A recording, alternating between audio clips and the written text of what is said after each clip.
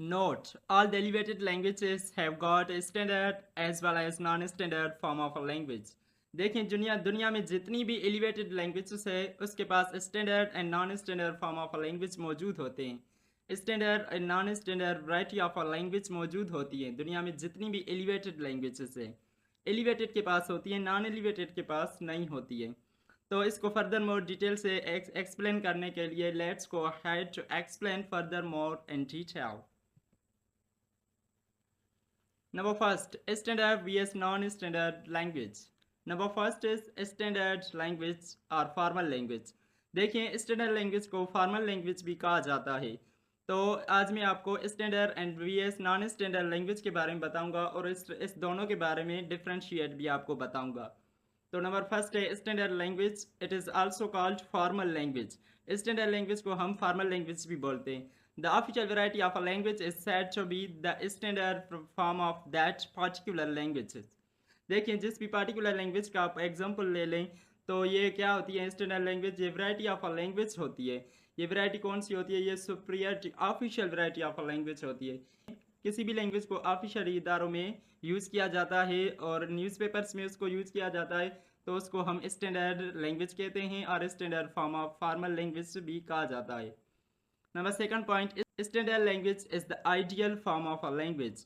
देखिए ये जो स्टैंडर्ड लैंग्वेज है ये ideal form of a language होती हैं। जितनी भी वैरायटीज़ किसी लैंग्वेज में पाई जाती हैं उससे ये सबसे सुपर होती है और फर्स्ट नंबर पर होती है। Number third point, standard is that variety that is superior to others varieties of a particular language. कोई भी पर्टिकुलर लैंग्वेज हो उसके पास से सुपीरियर टू अदर्स वैरायटी, ये जो स्टैंडर्ड लैंग्वेज है ये सुपीरियर होती है all the varieties of a particular language. For example हम इंग्लिश का एग्जांपल ले लें तो इंग्लिश के एग्जांपल में कौन सी स्टैंडर्ड वैरायटी है जो इंग्लैंड में बोली जाती है ना इंग्लिश लैंग्वेज, वो क्या है? वो सुपीरियर टू अदर्स है। ठीक है, तो ये एक वैरायटी ऑफ इंग्लिश लैंग्वेज है।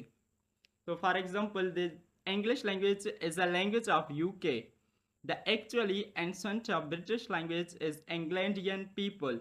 जो इंग्लैंडियन पीपल होते हैं जो जो इंग्लैंड में रहते हैं, अगर इंग्लिश यूके की बात की जाए तो जो जो ब्रिटिश पीपल होते हैं जो इंग्लैंड में रहते हैं ये उसकी सबसे वैरायटी और सबसे superiority form of a language होती है। Superiority category of a language होती है और वैरायटी ऑफ अ लैंग्वेज होती है। जो लैंग्वेज यूके के लोग बोलते हैं, जो लैंग्वेज यूके में बोली जाती है उसको इंग्लिश के यूके के हिसाब से जो वैरायटी है वो सुपीरियर बेस पे होती हैं। ठीक है, तो जो ब्रिटिश के पीपल हैं इंग्लिश वो जो बोलते हैं ना इंग्लिश यूके, तो उसको स्टैंडर्ड फॉर्म ऑफ लैंग्वेज का दर्जा दिया गया है। और सिंधी लैंग्वेज का अगर हम एग्जांपल ले लें तो सिंधी लैंग्वेज जो कश्मीर में बोली जाती है ना उसको स्टैंडर्ड लैंग्वेज का दर्जा लिया गया है। तो हर किसी के पास एक सुपीरियरिटी वैरायटी ऑफ लैंग्वेज होती है, उसको हम स्टैंडर्ड लैंग्वेज बोलते हैं। Number second one is non standard language or informal language. Non standard language को इनफॉर्मल लैंग्वेज भी कहा जाता है। It is a type of language that hasn't any type of rules and regulations is known as non standard language. ये एक ऐसी type होती है, ये एक ऐसी कैटेगरी होती है लैंग्वेज की जिसके पास कोई भी रूल्स एंड रेगुलेशंस नहीं होते हैं, चाहे वो बोलने में हो चाहे वो लिखने में हो, इसके पास कोई भी रूल्स एंड रेगुलेशंस नहीं होते। It is spoken in market, home, park etcetera.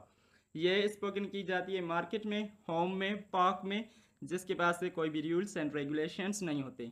अगर हम होम की बात ले लें तो होम में हम ऐसे वर्ड्स इस्तेमाल करते हैं जो हम स्कूल इंस्टीट्यूशन में नहीं कर सकते, हम कॉलेज में वो वर्ड्स इस्तेमाल नहीं कर सकते, हम यूनिवर्सिटीज़ में वो वर्ड्स इस्तेमाल नहीं कर सकते क्योंकि वो इनफॉर्मल वर्ड्स होते हैं और उसको हम फॉर्मल इंस्टीट्यूशंस में इस्तेमाल नहीं कर सकते, जैसे कि schools, colleges, universities, etc. There isn't any rules and regulations to speak non-standard language. Non-standard language के पास कोई भी rules and regulation नहीं होता कि उसके बेसिस पे बात की जाए, उसके बेसिस पे टॉकिंग और कम्युनिकेशन की जाए। Note: all the elevated languages have got a standard as well as non-standard form of a language. ये जितनी भी दुनिया में elevated languages है उसके पास standard VS non standard form of a language मौजूद होता है। ठीक है, तो अगर आपको elevated and VS non elevated में डिफ्रेंशिएट करना है तो मैंने ऑलरेडी वीडियो बना के रखी है, आप डिस्क्रिप्शन में लिंक मौजूद है वहाँ से जाकर देख सकते हैं। Elevated and non elevated language को मैंने बहुत ही डिटेल में एक्सप्लेन किया है। Thanks for watching my video. If you have any question regarding this topic, regarding this video, regarding this lecture, you can ask me through comment section.